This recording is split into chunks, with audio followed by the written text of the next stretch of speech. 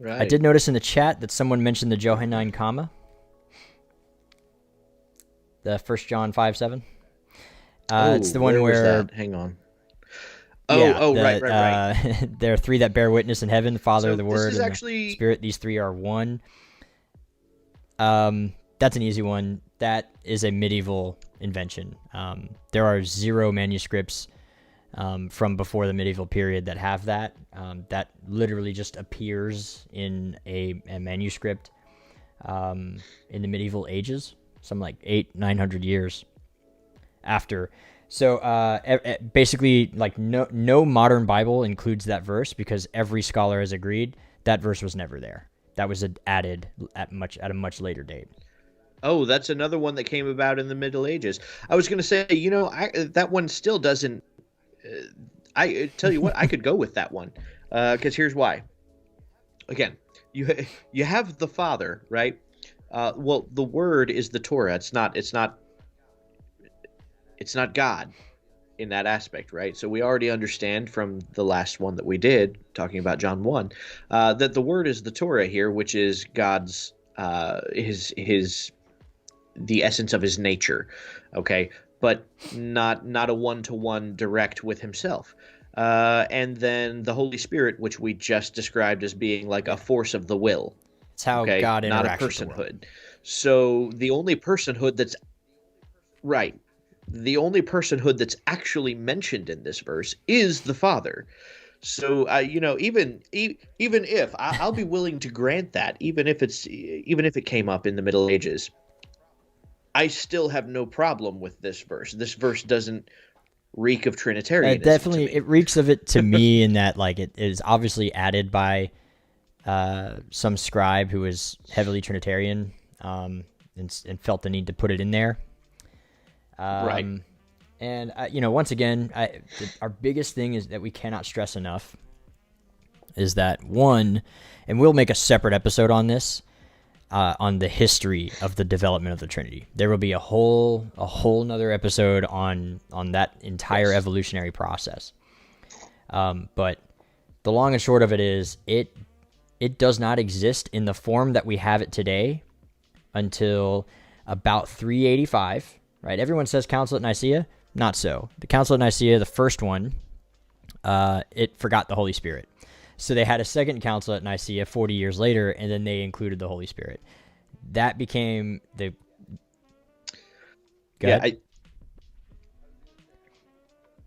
I was going to say, I think the two are, at least as far as I know, the two are collectively referred to as the Constantinopolitan Council of Nicaea. Big one wasn't even at Nicaea; it was Constantinople, is where the second council took place. And so it was.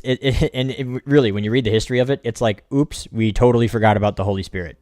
Crap, like, right. And so they had to go back and revise. We made Jesus God. We just forgot about that Holy Spirit. We're talking 385. Even then, the version of the Trinity that we have today, the one that every evangelical uses to this day, is not the Nicene Creed at Constantinople. It's from Augustine of Hippo at 430 AD.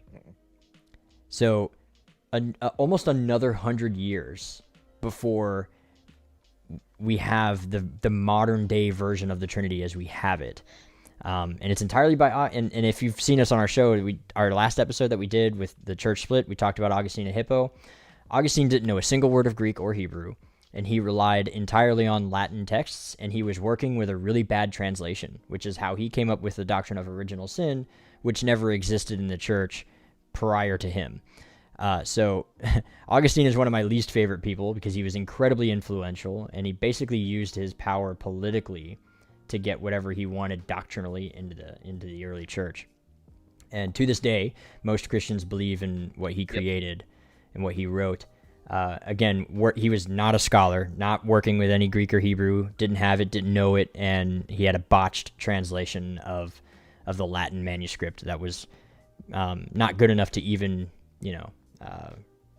help him get the correct doctrine on his own. So it's interesting. Augustine of Hippo is an interesting figure. I don't really like him. I had to read a lot about him in college. Only to find that, he's human. He was doing his best. It's not like I'm saying he did everything on purpose. But yeah, So the Trinity that we have today is from 430 AD, not even from 385 or 325, and especially not 395 or 195 when we have modalism, and then 70 to 85 docetism. All the different ones that kind of just eventually they get called heresies by the Catholic Church.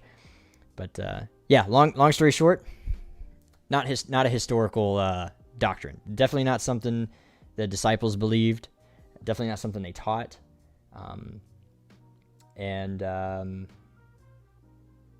It is a progressive revelation, as most evangelicals will readily admit, that it was a revelation that kind of happened progressively, right?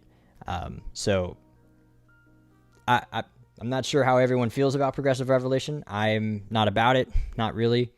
I think Judaism at the time that Yeshua appears was basically ready to go, set and good to go, minus the things that Yeshua had particular problems with. And he corrected those things, and it was supposed to go from there. And it was basically finalized. So any progressive revelation beyond Pentecost in the temple, I think, is kind of iffy. Like, we're really getting into weird territory, in my opinion.